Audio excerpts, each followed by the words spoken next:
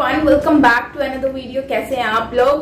दोस्तों, आज हम रिएक्शन देने जा रहे हैं और ये वीडियो का टाइटल है व्हाई हिंदू पॉपुलेशन जो है वो डिक्लाइनिंग इन इंडिया। मतलब कि हिंदू पॉपुलेशन जो है वो भारत में क्यों कम हो रही है। आज हम जानेंगे ये वीडियो, क्योंकि पाकिस्तान में कम होती है ये तो हमने जाना ही है कि क्यों कम होती है, इसके रीजन हमें जाने। लेकिन पाकिस्तान के अलावा हिंदुस्तान में जहां पर हिंदुओं की भी तादाद ज्यादा होनी चाहिए उसके बजाय वो कम हो रही है, तो उसके वजह क्या है। आज के इस वीडियो में हम जानने की कोशिश करेंगे। चैनल पर अगर आप न्यू हैं तो जल्दी से सब्सक्राइब कर लें एंड बेल आइकन को ऑल नोटिफिकेशन पे प्रेस कर लें ताकि सारे वीडियोस आपको मिलते रहें। चलते हैं वीडियो की तरफ और रिएक्ट कर लेते हैं। ओरिजिनल वीडियो का लिंक आपको नीचे डिस्क्रिप्शन में मिल जाएगा। Let's start the video. देखते हैं कि क्या मामला है भैया। हेलो फ्रेंड्स, मैं गौरव। और 2050 में इंडिया ही नहीं पूरे एशिया पैसिफिक में मुस्लिम्स की पॉपुलेशन इतनी बढ़ जाएगी कि पूरे रीजन में 30% पॉपुलेशन सिर्फ और सिर्फ मुस्लिम्स का होगा। पर 2010 से एशिया पैसिफिक के सबसे बड़े पॉपुलेशन का खिताब लेकर चलने वाले हिंदू पॉपुलेशन का क्या उनकी पॉपुलेशन नहीं बढ़ेगी? वो भी बढ़ेगी, उसी तरह बढ़ेगी जिस तरह अब तक बढ़ी है।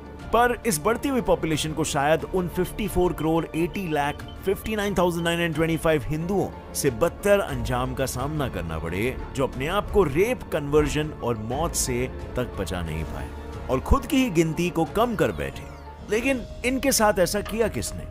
और क्या हिंदुओं की संख्या बढ़ने की बजाय घटने का सिर्फ यही रीजन है? नहीं, ये तो सिर्फ एक वजह थी, पर ऐसे कई और वजहों से आज मैं आपका सामना कराने वाला हूँ। जैसे एक वजह तो ये भी है कि इंडिया और दुनिया भर से हिंदुओं के मिटते हुए वजूद के पीछे खुद हिंदुओं का भी हाथ है, और वो मैं आपको शेयर करूंगा आज ही के इस वीडियो में। Without wasting any time, let us get on with our today's video title, क्यों हिंदुओं की संख्या बढ़ नहीं रही है। अब हिंदुओं की संख्या बढ़ नहीं रही है ये कहने के तो कोई भी कह सकता है, पर क्या हमारे पास इसका सबूत है? बिल्कुल है। Proof number 1, decrease in world wide population. Statistic and data website the global economy के अकॉर्डिंग 1960 से 1970s में पाए गए सारे वर्ल्ड की कंट्रीज की हिंदू पॉपुलेशन परसेंटेज को 2013 की पॉपुलेशन से कंपेयर करें तो यहां पर डिक्लाइनिंग पॉपुलेशन को साफ साफ देखा जा सकता है। जैसे नेपाल में 1960 के दौरान 91% पॉपुलेशन हिंदू थी और 2013 में ये घटकर सीधे 80.4% पर पहुंच गई है। इसी तरह उस वक्त पाकिस्तान में मौजूद 8.5% हिंदू पॉपुलेशन भी 2013 में 0.3% हो गई थी। और वहीं पर फिजी के स्टैटिस्टिक्स भी कुछ ऐसे ही है। जिस हिंदू पॉपुलेशन का आंकड़ा 1970 में वहां पर 40.1% था, वो 2013 में करीबन 6% से घटकर 34.2% पर पहुंच गया। एंड श्रीलंका से तो डायरेक्टली 13% इतनी पॉपुलेशन 2013 तक गायब हो गई है, व्हिच क्लियरली इंसिनुएट्स कि कुछ तो गड़बड़ चालू है। Proof number 2, Hindu population decline in India. आज सिर्फ और सिर्फ हमारे देश की बात करें तो 94% ऑफ वर्ल्ड्स हिंदू पॉपुलेशन का बसेरा हमारे इंडिया में ही है। लेकिन 1951 में जिस हिंदू पॉपुलेशन का परसेंटेज हमारे देश में 84.1% था, वो 2011 में घटकर सिर्फ 79.8% हो गया। यानी सिर्फ वर्ल्ड वाइड ही नहीं, खुद हमारे देश से भी हिंदुओं की गिनती घटती ही जा रही है। पर आखिर ऐसा क्या हो रहा है जिसकी वजह से हिंदुओं की पॉपुलेशन बढ़ने के जगह घट रही है? इस क्वेश्चन के ना आपको हजारों जवाब मिलेंगे, बट अगर हिंदू पॉपुलेशन डिक्लाइनिंग के मोस्ट सिग्निफिकेंट रीजंस की मैं बात करूं तो वो मैं आपके लिए खोज के लाया हूं।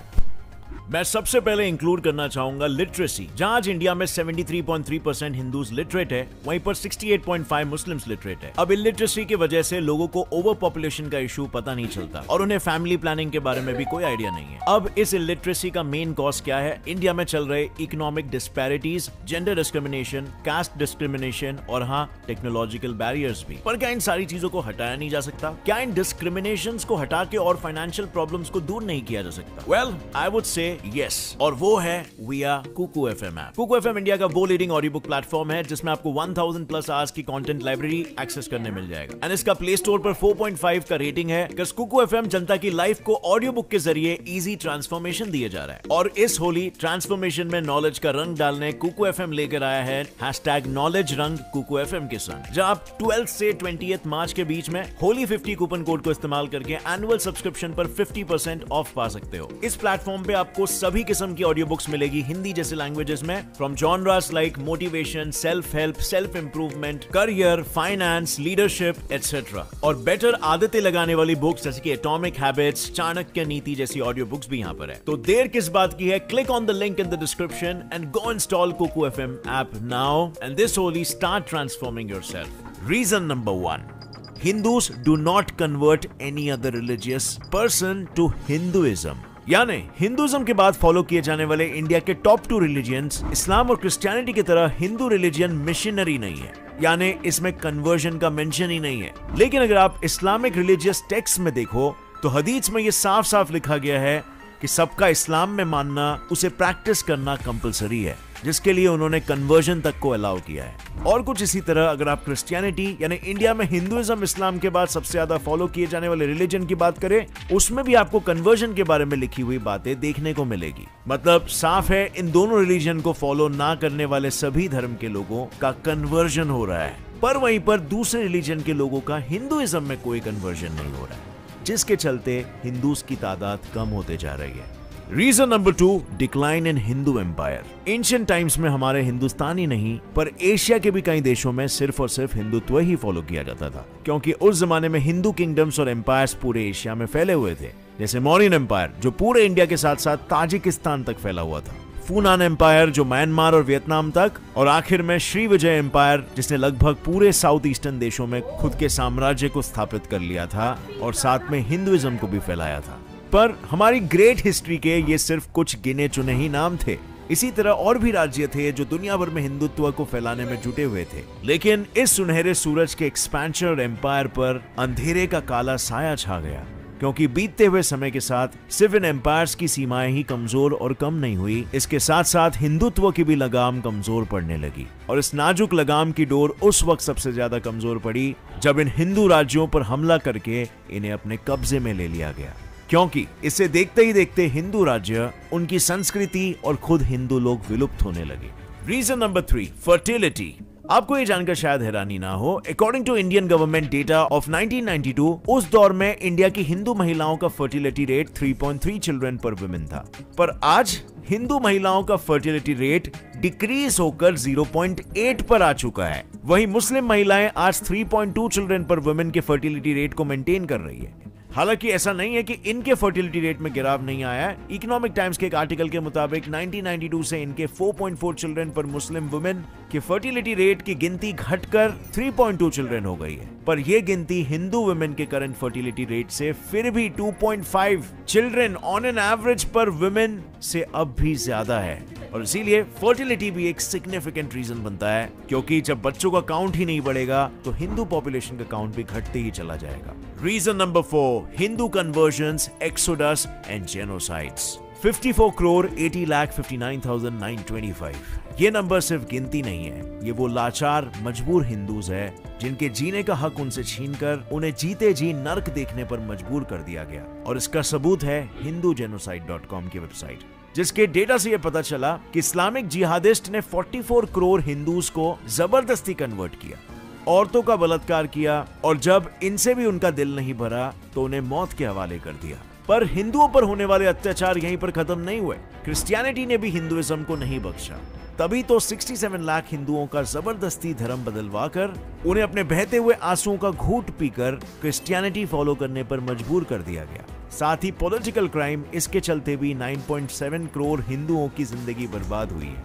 और हिंदुओं पर हुए हिस्टोरिकली ये सारे जुल्म भी एक बड़ी वजह है कि आज हिंदुओं की पॉपुलेशन इतनी कम हो चुकी है। Reason number 5, Hindu demeaning their own religion. Yes friends, Hindus खुद भी अपनी घटती हुई गिनती की जिम्मेदार है। जिस सच का आईना बनकर फेमस राइटर चेतन भगत का लिखा हुआ वो TOI आर्टिकल दुनिया के सामने खड़ा था, जिसमें उन्होंने ये लिखा था कि सेक्युलर होना अच्छी बात है, इंडिया सेक्युलरिज्म को अच्छी तरह से आगे बढ़ा रहा है, लेकिन इसके चलते क्या अपने ही देश और अपने ही कल्चर, ट्रेडिशंस और उनकी वैल्यूज को भुला देना सही है? क्या इसके चलते मंदिर बनाने की जगह मांगने को और कश्मीर में बिगड़े हुए कायदे को सही करने को हिंदुत्व के मेजॉरिटेरियनिज्म का इल्जाम देना सही है? क्योंकि कश्मीर की बात करें तो आर्टिकल 370 नाम की गलती को आज से करीबन 30 इयर्स पहले से ही सुधार दिया जाना चाहिए था, पर देर से ही सही, न्याय की आंखों पर बंधी पट्टी खुली तो सही। यही नहीं, इंडिया पूरे वर्ल्ड में हिंदुइज्म का सबसे बड़ा घर है, और अगर अपने घर में ही लोग रिस्पेक्ट नहीं करेंगे, इसको डिमीन करेंगे, तो पूरी दुनिया में इस रिलीजन का क्या होगा? मतलब साफ है, सेक्युलरिज्म के नाम पर हर बार हिंदुत्व को भुलाने की जरूरत नहीं है, क्योंकि अगर हम सच में इसके बारे में सोचते हैं और सही मायनों में सेक्युलरिज्म चाहते हैं, तो हमें दोनों साइड्स के बारे में सोचना होगा, और फिर चाहे वो मेजॉरिटी हो या माइनॉरिटी। यानी अगर दुनिया के साथ साथ खुद इंडिया ने भी इस बात पर गौर नहीं किया, तो इसका अंजाम बहुत भयानक होगा, क्योंकि आने वाले कल में हिंदुइज्म का वो हाल होगा जो आपने सोचा तक नहीं है। और अगर आप इस भयानक अंजाम को इमेजिन नहीं कर पा रहे हो, तो ये कुछ कैलकुलेटेड स्पेक्यूलेशंस है जो हिंदुइज्म का फ्यूचर बता सकते हैं। फ्यूचर नंबर 1, मुस्लिम सरपास हिंदूस। सही सुना आपने। आज जिस भारत में सबसे बड़ी पॉपुलेशन हिंदुइज्म की है, वहीं 2050 में ये इतने कम हो जाएंगे कि हर जगह पर हिंदुस्तान में मुस्लिम्स नजर आएंगे। और ये डेटा खुद प्यू रिसर्च ऑर्गेनाइजेशन से मिला है, जिनके मुताबिक मुस्लिम पॉपुलेशन की ग्रोथ इस स्पीड से फास्ट होगी कि 2010 से अब तक जहां हिंदूज इंडिया और एशिया पैसिफिक के लार्जेस्ट रिलीजन बनकर बैठे थे, वहीं 2050 के बाद मुस्लिम्स होंगे और इनकी पॉपुलेशन इन रीजन्स में 30% जितनी बढ़ गई होगी। Future number 2, Hindus will decrease in top 10 countries. आज हमारे इंडिया से लेकर विदेश तक हिंदुस्तान और हिंदुइज्म को जिंदा रखने वाले लोगों की पॉपुलेशन 2050 में गायब होने लगी। और दूसरे ही नहीं, खुद इंडिया की पॉपुलेशन में भी 0.5% यानी करोड़ों का डिक्लाइन होगा। और वहीं नेपाल में भी हिंदू पॉपुलेशन 0.5% से कम होगी, और बांग्लादेश में इसका परसेंटेज 0.2% हो जाएगा। Future number 3, Hindu birth rate. Economic times के आर्टिकल के अकॉर्डिंग 2055 टू 2060 हिंदू पॉपुलेशन में ड्रामेटिक बर्थ रेट ड्रॉप होगा, क्योंकि उस समय 2015 के मुकाबले पूरे 330 लाख हिंदू बच्चे कम पैदा होंगे। पर वहीं अगर मुस्लिम्स का बर्थ रेट देखा जाए, तो उनके बर्थ रेट के हिसाब से वो 2320 लाख बच्चों को जन्म देंगे, जो इस्लाम के काउंटर पार्ट क्रिश्चियनिटी से 60 लाख ज्यादा होगा। बेसिकली अगर हिंदुओं ने अभी अपने पॉपुलेशन को मेंटेन करने में कदम नहीं उठाया, तो बहुत देर हो चुकी होगी, क्योंकि अगर इंडिया के सबसे बड़े रिलीजन होने के बाद भी करोड़ों की पॉपुलेशन कन्वर्ट हो रही है, या बर्थ रेट्स कम होने की वजह से, या रेप्स और मास किलिंग्स की वजह से ड्रॉप हो रही है, तो फ्यूचर में बाकी रिलीजियंस आगे निकल जाएंगे, और ऐसा भी हो सकता है कि हिंदुइज्म एक दिन एक्सटिंक्ट होने तक के कगार पे आ जाए। सो फ्रेंड्स, आपको क्या लगता है इस प्रॉब्लम को टैकल करने के लिए क्या स्टेप्स लेना चाहिए? लिखिए अपना जवाब नीचे कमेंट सेक्शन में, और अगर इस वीडियो से कुछ भी नया सीखने मिला, एक लाइक जरूर ठोकना। Gets it by fact channel को अभी सब्सक्राइब कर लो और बेल नोटिफिकेशन दबाओ, ताकि आगे आने वाली हमारी कोई भी वीडियो की अपडेट आप मिस ना कर सको। और हाँ फ्रेंड्स, जाने से पहले डिस्क्रिप्शन लिंक से कुकू एफएम ऐप को डाउनलोड करना मत भूलना। होली ऑफर को यूज करो और 50% ऑफ यानी कि सिर्फ 199 रुपीज में इसके साल का सब्सक्रिप्शन पाओ। Link is in the description. See you in another one friends, till then as always stay curious, keep learning, keep growing. Jai Hind. यहाँ पे होती है हमारी वीडियो एंड, और इसमें काफी सारे फैक्ट्स जो हैं फैक्ट भाई ने बताए हैं, और आई थिंक कि इसमें हमें काफी चीजें जो हैं वो हिंदू जो लोग हैं उन लोगों को ये आंखें खोल देने वाली एक वीडियो है, अगर वो इस वीडियो को सीरियसली समझें और देखें, क्योंकि इसमें उन्होंने ये सिर्फ वीडियो नहीं बनाई, इसमें उन लोगों को जगाने की कोशिश की है कि अभी भी जाग जाओ, इससे पहले कि हिंदुइज्म पीछे रह जाए और दूसरे धर्म मजहब जो है वो आगे निकल जाए।